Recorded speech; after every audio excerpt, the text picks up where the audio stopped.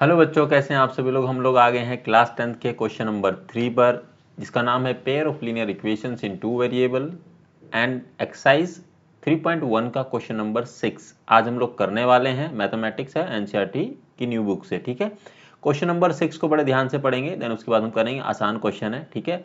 So given the linear equations 2x plus 3y minus 8 is equal to 0. ठीक है, write the another linear equation in two variable such that the geometrical representation of the pair so formed is।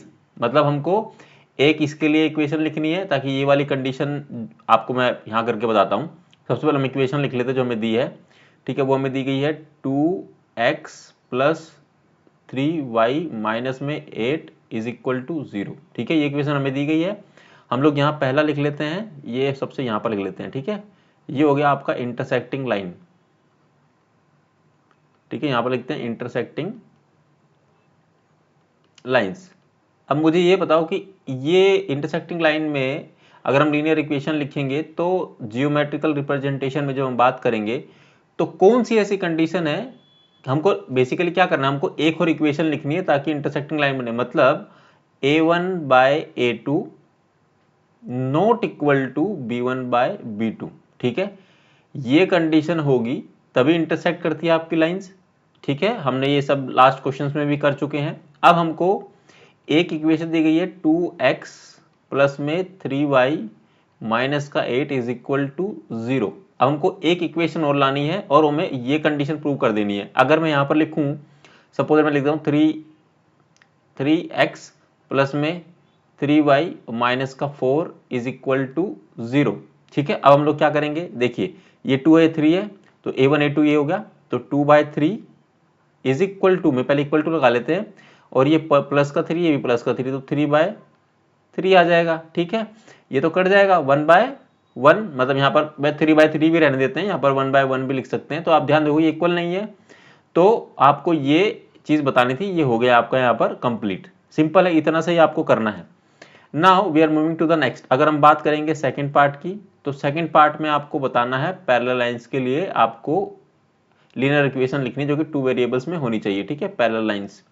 अब parallel lines की condition क्या है, आपको ये पता होना चाहिए a1 by a2 is equal to में b1 by b2 not equal to c1 by में c2। ठीक है, अब हमें इक्वेशन क्या दी गई है, इक्वेशन हमारे पास है 2x, एक इक्वेशन तो ये है इक्वेशन 1 जिसको हम बोल सकते हैं। ठीक है, इज इक्वल टू, अब सेकंड इक्वेशन जो है आपको खुद से लिखनी है। हम यहाँ पर क्या कर सकते हैं, अगर मैं यहाँ पर लिखूँ, मान लीजिए हम क्या लिख सकते हैं, मैं लिखता हूँ यहाँ पर 4x प्लस में 6y, और यहाँ पर आ जाएगा आपका मान लीजिए 6 आ जाएगा। ठीक है, 6 आ जाता है। ठीक है, इज इक्वल टू ये आ जाएगा आपका 0। ठीक है, अगर हम इसको लिखें तो 2/4 इज इक्वल टू में, अभी के लिए इक्वल टू लिख लेते हैं, ये हो गया, एंड इक्वल टू में ये क्या माइनस। ठीक है, तो -8 और -6। ठीक है, इसको फर्दर सोल्व करेंगे, 2 1 जा 2, 2 2 जा 4, ये 3 1 जा 3 और 3 2 जा 6, ये तो कट, ये माइनस माइनस हट जाएगा, तो ये आएगा 2 4 जा 8 एंड 2 3 जा। ठीक है, अब ध्यान से देखो ये तो आपका इक्वल है बट ये नॉट इक्वल टू है, तो हमारा ये कंडीशन फुलफिल हो रहा है, तो मतलब ये इक्वेशन ठीक है, क्लियर है। मतलब ये हमको इक्वेशन वो लिखनी है टू जो कि इस कंडीशन को फुलफिल करे। आई होप कि आप लोगों को समझ में आ रहा होगा। अगर यहाँ तक कोई डाउट है तो प्लीज आप पूछ सकते हैं। ठीक है, थर्ड पार्ट करते हैं इसका। ठीक है, थर्ड पार्ट में क्या है, को इंसिडेंट। ठीक है, लाइंस। सो इस केस में क्या है, आपको पता है a1 बाय में a2 इज इक्वल टू में b1 बाय में b2 इज इक्वल टू में c1 बाय c2। ठीक है, मतलब ये तीनों इक्वल होने चाहिए तो हमारी लाइंस क्या कोइंसिडेंट लाइंस बनेगी। अब हमारे पास इसकी एक इक्वेशन पहले से हमें दी गई है क्वेश्चन में, 2x प्लस में 3y माइनस का 8 इज इक्वल टू 0। अब आपको तीनों चीज इक्वल लेके आनी, तो बहुत सिंपल है। मतलब आपको इस तरह की इक्वेशन बनानी है कि वो ईजी हो जाए। ठीक है, जैसे कि मैं यहाँ पर सिंपल वे में लिख देता हूँ, मैं 4x फिर से लिख देता हूँ, प्लस यहाँ पर 6y लिख देता हूँ, और यहाँ पर लिख देता हूँ 16। ठीक है, इज इक्वल टू 0। अगर आप ध्यान से देखोगे तो यहाँ पर हम फर्दर इसको करेंगे, ये आपका a1 है, ये आपका a2 है, इज इक्वल टू लिख लेंगे, यहाँ पर 3 है, यहाँ पर 6 है।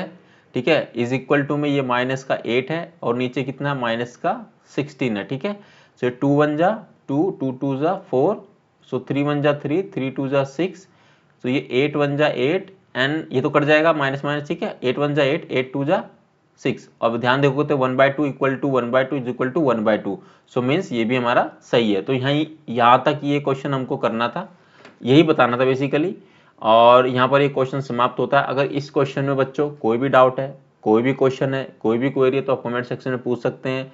वीडियो आपको समझ में आई, मतलब क्वेश्चन आपको जो मैंने कराया है वो आपको समझ में आया है नहीं आया, वो भी आप कमेंट सेक्शन में बता सकते हैं। ठीक है, अगर नहीं आ रहा होगा तो मैं आपको अलग से भी चीज़ें फिर से बता सकता हूँ, कोई इश्यू नहीं है। ठीक है, और आप लोग अपनी प्रैक्टिस कर रहे होंगे। ये छठा क्वेश्चन था, एक क्वेश्चन और बचा है, 7वां क्वेश्चन है, वो हम अगली वीडियो में करने वाले हैं। ठीक है, और जो बच्चे हमारे चैनल पर नए हैं, पहली बार वीडियो को देख रहे हैं, प्लीज़ चैनल को सब्सक्राइब करें, वीडियो को ज़्यादा से ज़्यादा अपने दोस्तों के साथ शेयर करें ताकि उनकी हेल्प हो सके। ठीक है, और पढ़ाई करते रहिएगा, और 10th क्लास है और सभी सब्जेक्ट्स को इक्वल टाइम देना है और अच्छे से पढ़ाई करना है। जिस सब्जेक्ट पर वीक है उसको ज़्यादा टाइम देना है ऑफ कोर्स। ठीक है, क्योंकि आपको अच्छे मार्क्स लेके आने हैं ओवरऑल। एंड ठीक है, अपना ख्याल रखिएगा। मिलेंगे आपसे अगली वीडियो में क्वेश्चन नंबर 7 के साथ। तब तक के लिए thank you very very much.